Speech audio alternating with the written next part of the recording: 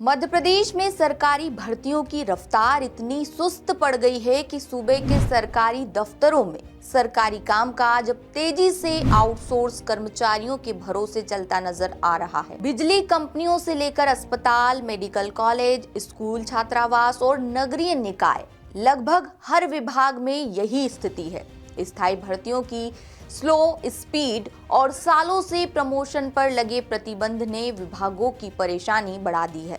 तो सालों से प्रमोशन पर लगे ब्रेक और भर्तियों की रफ्तार धीमी होने से क्या क्या परेशानियां हो रही है, सरकारी कामकाज में इसका क्या असर पड़ रहा है, सब कुछ जानेंगे इस खास रिपोर्ट में।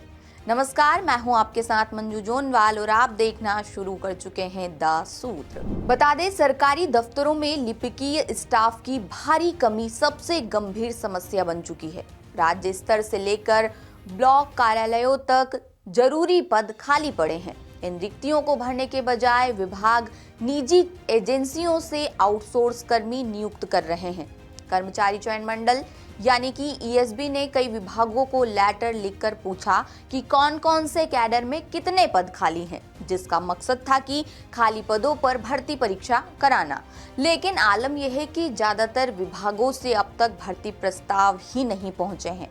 कर्मचारी संगठनों के मुताबिक प्रदेश में क्लास तृतीय और चतुर्थ की नियमित भर्तियां पिछले 15-20 सालों से लगभग ठप है।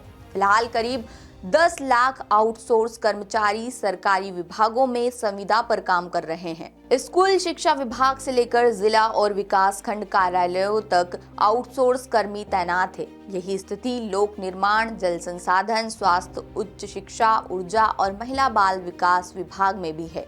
यानी शिक्षा से लेकर सचिवालय तक यही तस्वीर नजर आ रही है। मध्य प्रदेश लिपिक वर्गीय शासकीय कर्मचारी संघ के प्रांताध्यक्ष के मुताबिक हर विभाग में क्लेरिकल स्टाफ के पद खाली हैं। कर्मचारी चयन मंडल ने खाली पदों की जानकारी मांगी थी, जो अब तक नहीं भेजी गई है। उन्होंने सरकार से कार्रवाई करने की मांग की। उनका आरोप है कि सीधी भर्तियों की बजाय आउटसोर्स से कर्मी नियुक्त करना व्यवस्था को कमजोर कर रहा है। इंपोर्टेंट फाइलें और रिकॉर्ड आउटसोर्स कर्मियों के पास है, जबकि स्वीकृत पद संरचना के अनुसार नियमित भर्तियां होनी चाहिए थीं। दरअसल एक तरफ लगातार रिटायरमेंट हो रहे हैं, तो वहीं दूसरी तरफ प्रमोशन प्रक्रिया पूरी तरह ठप पड़ी है। इस दोहरी मार की वजह से नीचे से लेकर ऊपर तक पद खाली हो रहे हैं और इसका सीधा असर प्रशासनिक कार्यप्रणाली पर पड़ रहा है। उधर मध्य प्रदेश राज्य कर्मचारी संघ के अध्यक्ष के मुताबिक विभाग भर्तियों को लेकर बिल्कुल भी सीरियस नहीं है। जो आंकड़े सामने आए हैं वो बेहद चौंकाने वाले हैं।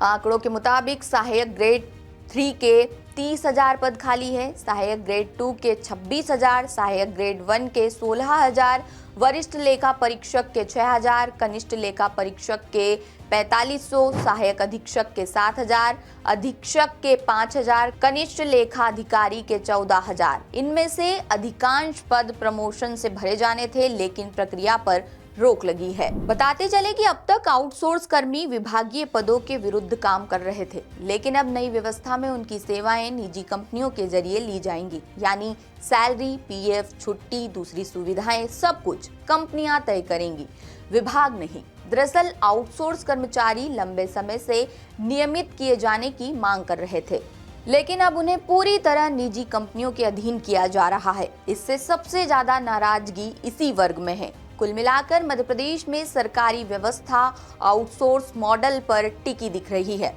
जब तक प्रमोशन, सीधी भर्तियां और कैडर मैनेजमेंट पर ठोस फैसला नहीं होता, तब तक प्रशासनिक दबाव बना रहेगा और बेरोजगारी बढ़ती रहेगी।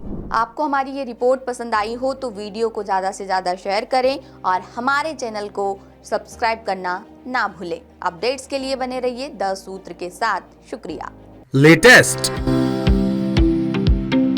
इन्वेस्टिगेटिव और इन डेप्थ खबरें देखने के लिए ज्वाइन कीजिए द सूत्र का व्हाट्सएप चैनल, सब्सक्राइब कीजिए यूट्यूब चैनल, लाइक कीजिए फेसबुक पेज और पढ़ते रहिए www.daसूत्र.com।